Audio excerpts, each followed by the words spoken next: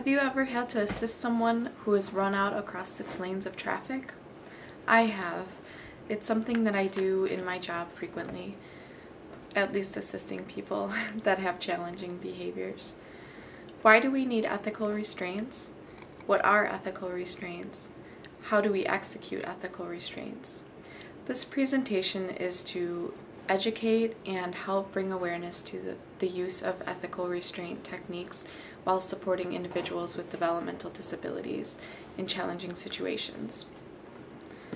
It's likely that you know someone who has a connection with a person with a disability. This presentation will provide you with the knowledge about the struggles people have with developmental disabilities, what they deal with on a daily basis. It will help you understand their support needs while in the community. It will provide you with information about specific ethical restraints and challenging behavior redirection techniques.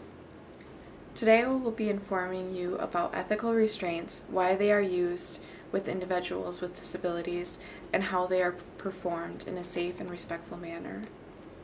Why it is important to have ethical restraints in place for individuals with a developmental disability. Historically, people with developmental disabilities were treated very inhumanely. The type of abuse that occurred among the disabled population were malnourishment, poor sleeping quarters, overcrowded environments, inappropriate use of restraints, filthy living quarters, minimal interaction with others. In a book, Christmas in Purgatory, written in 1974, there are some examples of how people were treated inhumanely. More specifically, some were confined to 7 by 7 foot cells with locks. Some slept in beds with filthy mattresses sagging to the cement floors. Some slept on a bare floor with no pillow or blanket. Babies slept in cribs, head to head, with little to no interaction with others. Some of the residents sat in their own urine and feces nude. Some of the patients were tied and bound to beds due to lack of staffing. When showered, the patients were hosed down in lines. For more photographs, you can view the pictures in the book or online. They're quite graphic. I did bring a few that will be viewed at the end of the presentation. I could go on and on about how inhumanely people with disabilities have been treated in the past, but I only have 7 minutes and the time's ticking. The second reason it is important to understand ethical restraints is to ensure the safety of individuals and others in the community. People with developmental disabilities may have difficulties adapting to a variety of environments and act out in ways that need verbal or physical redirection. The disability itself could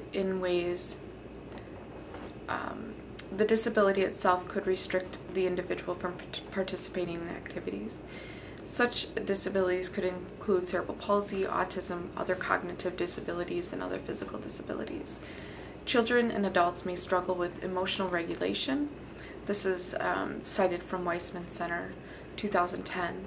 Some individuals with disabilities may experience a high sensitivity to sensory input. This is from Ann Donnellan and Martha Leary, 1995.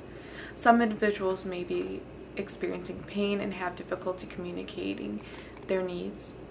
Lack of communication techniques and feeling of not being heard. This is also cited from Weissman, 2010. Some individuals may display self-injurious behaviors such as headbanging, picking, and scratching. Now that we understand the importance of having ethical restraints and why they may be used, we can think about the anatomy of an ethical restraint. What constitutes as a restraint? The definition cited by Community Care 2009 reads, any device, garment, or physical hold that restricts voluntary movement of a person's body or access to any part of their body and cannot be easily removed by that person. Ethical restraints does not jeopardize the health and safety of an individual, cannot use restraints that will block airways, can only be used in times of imminent danger, or if it's cited in a support plan. protects the person doing the restraint, can only perform restraint in danger according to a support plan, protects self and others from potential danger, using the least restrictive restraint possible in a challenging situation. You always use least restrictive restraints unless in imminent danger. You follow a support plan to ensure the safety of everyone, and also respecting the client or the individual with DD.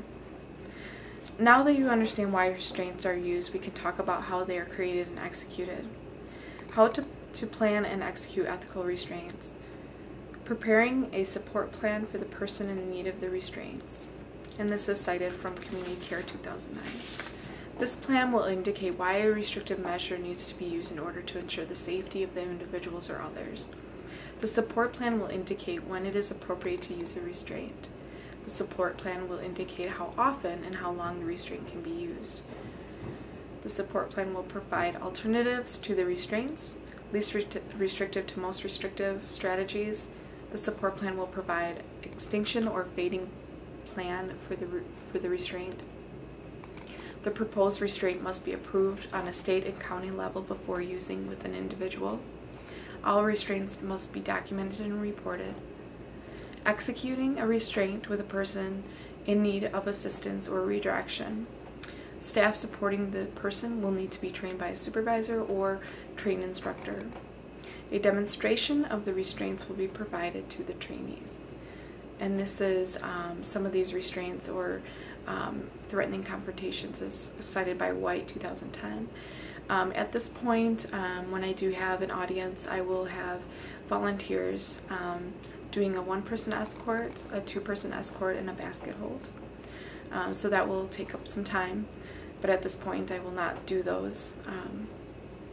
In conclusion, knowing the challenges people face with developmental disabilities may give you a better understanding as to why using ethical restraints are needed to ensure the safety of themselves and others. Know why restraints may be needed, know what an ethical restraint is used for, and know what the ethical restraint is why it's performed.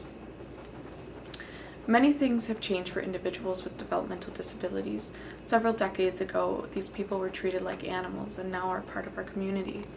I am sharing this information with you today because it is important to understand what occurs around you. I have experienced a number of incidents where I have had to escort someone in such a way that could look really frightening to observers. I want people to know why and not assume it's because they're crazy. Thank you for your time and have a good one.